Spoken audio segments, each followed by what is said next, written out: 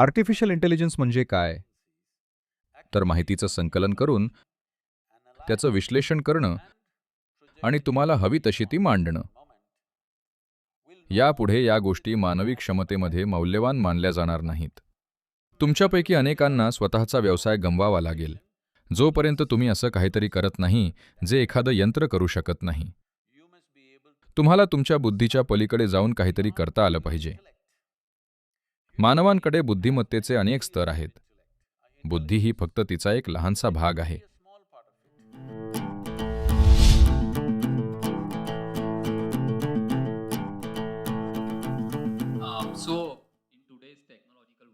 आजच्या तंत्रज्ञानाच्या युगात आर्टिफिशियल इंटेलिजन्स आणि रोबोटिक्स सर्व काही ताब्यात घेत आहेत. ही अत्याधुनिक तंत्रज्ञानं आहेत, तर अशा तंत्रज्ञानाचा आणि ध्यान व योगासारख्या प्राचीन पद्धतींचा जिथं मिलाफ होतो, त्याबद्दल तुमचं मत काय आहे? तुम्हाला खात्री आहे का की मी खरा आहे? Because कारण गेल्या 1.5 वर्षापासून ते मला जगातल्या सर्व प्रकारच्या आर्टिफिशियल इंटेलिजन्स परिषदांमध्ये बोलण्यासाठी आमंत्रित करत आहेत. मला आश्चर्य वाटलं की ते मला या विषयावर बोलण्यासाठी का आमंत्रण देत आहेत. मी या विषयातला तज्ज्ञ नाहीये किंवा मी काही आर्टिफिशियल इंटेलिजन्स सुद्धा नाहीये. तर मी एका परिषदेत त्यांना विचारलं, जी सेंट पीटर्सबर्गमध्ये होती, तुम्ही लोक मला या आर्टिफिशियल इंटेलिजन्स कॉन्फरन्ससाठी का बोलावत आहात? मी एक नैसर्गिक बुद्धिमत्ता आहे, कृत्रिम नाही. ते म्हणाले, अडचण ही आहे की आम्ही आता काय करायचं? आमची नोकरी जाणार आहे. हे सर्व MIT आणि हार्वर्ड सारख्या मोठ्या विद्यापीठांमधले प्रोफेसर आहेत. ते मला विचारत आहेत की येत्या 10 वर्षात आम्ही काय करणार? कारण आम्हाला जे काही माहीत आहे, जे आत्तापर्यंत पवित्र होतं, ते आता अचानक एका छोट्या गॅजेटमध्ये असेल.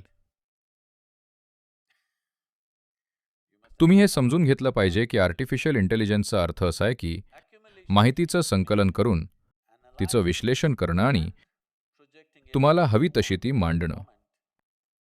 यापुढे या गोष्टी मानवी क्षमतेमध्ये मौल्यवान मानल्या जाणार नाहीत. कारण एक साधं गॅजेट कोणत्याही मानवापेक्षा ते काम अधिक चांगल्या प्रकारे करेल. आतापासूनच ती गुगल लेडी तुम्हा सर्वांपेक्षा जास्त हुशार वाटतेय, नाही का? ती माझ्यापेक्षा हुशार दिसतेय हे ठीक आहे, कारण मी शिकलेलो नाहीये. पण तुम्ही लोक, ती आपल्या सर्वांपेक्षा हुशार दिसतेय की नाही? तुम्ही काहीही विचारा, पापणी लावण्याच्या आत ती आपल्याला सांगते. त्यामुळे हे अशा टप्प्यावर चाललंय जिथं बौद्धिकदृष्ट्या तुम्ही जे काही कराल ते मूर्खपणाचं किंवा अर्थहीन वाटेल. हे माझ्या बाबतीत घडलं जेव्हा मी साधारण 13 वर्षाचा होतो. 13 किंवा 14, मला वाटतं 13. प्रथमच मी एक फ्लॅटबेड कॅल्क्युलेटर पाहिला. तो पॅनासॉनिकचा कॅल्क्युलेटर होता बरं का. त्या काळी त्याची किंमत ₹110 होती. खूप महाग. आज तुम्ही त्यापेक्षा जास्त पैशांची कॉफी पिता, पण तेव्हा पॅनासॉनिक ₹110. सोनीचा ₹125 होता, म्हणून आम्ही स्वस्तातला घेतला. ₹110चा पॅनासॉनिक. आणि त्यांनी मला तो दाखवला. मी तो कधी विकत घेतला नव्हता. कोणीतरी तो घेऊन आला आणि मला दाखवलं. टुक टुक टुक केलं. आणि उत्तर? तेव्हा माझ्या मनात पहिला विचार आला की मी गणिताच्या तासाला बसून माझं आयुष्य का वाया घालवतोय? मी म्हणालो, मला याचीच गरज आहे. गणिताच्या तासाला जायची गरजच नाही. तुम्ही कोणताही प्रश्न विचारा, ₹100ची गोष्ट तुम्हाला उत्तर देऊ शकते. तर मग 10 वर्ष हे अंकगणित, गणित वगैरे गोष्टींचा छळ कशासाठी? तो calculator sine theta, cos theta, तुम्हाला हवं ते करू शकतो. तेव्हाच मला वाटलं की आपण अशी एक मोठी मशीन बनवायला हवी जी हा सगळा फालतूपणा करेल, जेणेकरून मला शाळेत जावं लागणार नाही. अखेर ते स्वप्न सत्यात उतरतंय. पुढच्या 10-15 वर्षात तुम्हाला माहिती असलेलं शिक्षण, तुमचे व्यवसाय अर्थहीन होतील. कारण आता त्यांनी अशा मशीन्स तयार केल्या आहेत.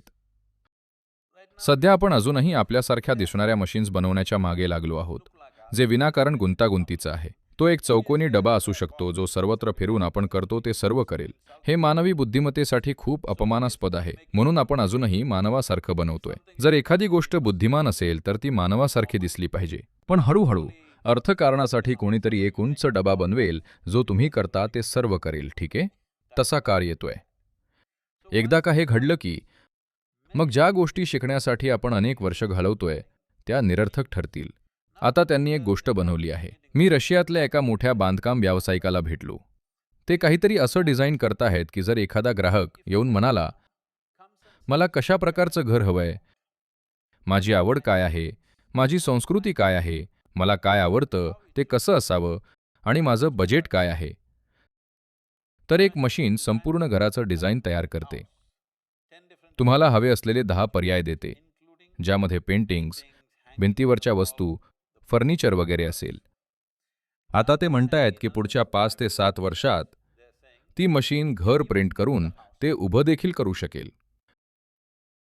तर आता जरा डिझाईन करणाऱ्याचा विचार करा. जोपर्यंत तुम्ही असं काहीतरी करत नाही जे यंत्र करू शकत नाही, तर तुमच्यापैकी अनेक जण व्यवसायातून बाहेर जातील. तुम्ही आतापासूनच यासाठी तयार असलं पाहिजे. तुम्हाला स्वतःच्या बुद्धीच्या पलीकडे जाऊन काहीतरी करता आलं पाहिजे. मानवाकडे बुद्धिमत्तेचे अनेक स्तर आहेत. बुद्धी हा तिचा फक्त एक लहानसा भाग आहे. सध्या आपली शिक्षण व्यवस्था पूर्णपणे माणसाच्या बौद्धिक विकासासाठी समर्पित आहे आणि आपल्याला वाटतं की भव्यपणे जगण्याचा हाच मार्ग आहे. पण तसं नाहीये. वेळ असल्यास आपण चर्चा करू शकतो. पण गोष्टींकडे बघण्याच्या योगिक दृष्टिकोनातून आम्ही मानवी बुद्धिमत्तेचे 16 भाग मानतो. जर तुम्ही बुद्धिमत्तेच्या इतर आयामांचा शोध घेतला तरच तुम्ही तेव्हा सुसंगत ठराल. जेव्हा सर्व काही बौद्धिक असेल, बौद्धिक म्हणजे गोळा केलेल्या माहितीशिवाय तुमची बुद्धी काम करू शकत नाही, हो की नाही? Hello? तुमची बुद्धी गोळा केलेल्या माहितीशिवाय काम करू शकत नाही, हे असंय की नाही? आता जे काही माहिती गोळा करणं, विश्लेषण करणं आणि त्या विश्लेषणाची अंमलबजावणी करणं, अशा गोष्टी एखादं यंत्र तुमच्यापेक्षा चांगलं करेल. मनुष्य चुका करू शकतो, माहितीमध्ये फेरफार करू शकतो, पण यंत्र मात्र स्पष्ट असतं. ते या गोष्टी सहज करेल. त्यामुळे तुम्ही बौद्धिकदृष्ट्या जे काही करू शकता ते पुढच्या 10 ते 15 वर्षात अर्थहीन ठरेल. भारतामध्ये कदाचित याला 20 ते 25 वर्ष लागतील, पण हे घडणं अटळ आहे. त्यामुळे तुम्ही बुद्धीच्या पलीकडच्या कशाने तरी सज्ज असलं पाहिजे. जेव्हा मी बुद्धीच्या पलीकडचं म्हणतो तेव्हा याकडे पाहण्याचे अनेक मार्ग आहेत. मी तुम्हाला एक साधं उदाहरण देतो. साधं यासाठी की जर आपण अधिक क्लिष्ट उदाहरणांकडे गेलो तर आपल्याला खूप सखोल चर्चा करावी लागेल. आज आपल्याकडे तेवढा वेळ नाहीये. उदाहरणार्थ, आज तुम्ही जेवणात काय खाल्लं? तुम्ही मॅगी खाल्ली?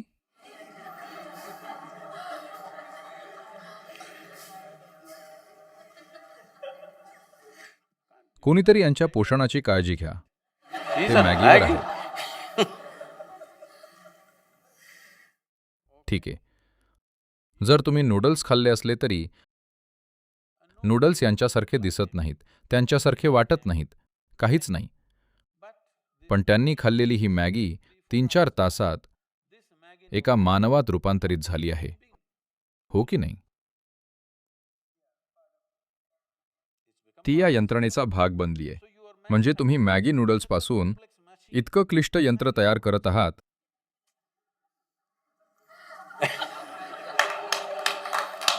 हे एका 3D प्रिंटर सारखं आहे. तुम्ही त्यात मॅगी टाकता?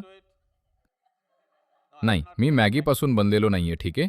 मी त्यापेक्षा चांगलं खातो. पण तुम्ही यात चपाती टाकता. ते मानवी शरीर बनतं. हे या पृथ्वीवरचं सर्वात प्रगत यंत्र आहे. तुम्ही जे काही अन्न खाता त्यातून हे यंत्र बनवताय. आणि तुम्ही जे अन्न खाताय ती ही माती आहे ज्यावरून तुम्ही चालताय, हो की नाही? आणि ती उभी राहिली आहे. हा एक 3D प्रिंटर नाहीये का? Hello? ती बुद्धिमत्ता तुमच्यामध्ये आहे की नाही? तुमच्या मेंदूतच नाही. मग तुम्हाला जर जाणीवपूर्वक मार्ग सापडला या बुद्धिमत्तेच्या आयामापर्यंत जाण्याचा, तर तुम्ही जादुई आयुष्य जगाल, नाही का? मग आर्टिफिशियल इंटेलिजन्स तुम्हाला विचलित करणार नाही. तुम्ही खूप आनंदी असाल. कारण सर्व हलकी कामं जर यंत्रांनी केली तर किती सुंदर जग असेल. मी या गोष्टीची वाट पाहतोय.